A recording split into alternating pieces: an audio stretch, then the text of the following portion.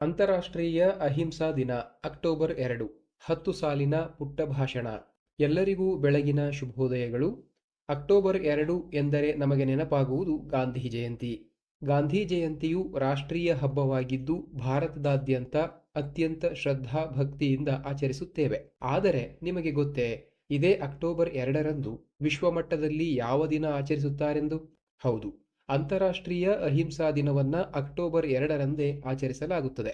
ಈ ದಿನವು ಅಹಿಂಸಾ ತತ್ವದ ಪ್ರವರ್ತಕ ಮಹಾತ್ಮ ಗಾಂಧೀಜಿಯವರ ಜನ್ಮದಿನವನ್ನ ಸ್ಮರಿಸುತ್ತದೆ.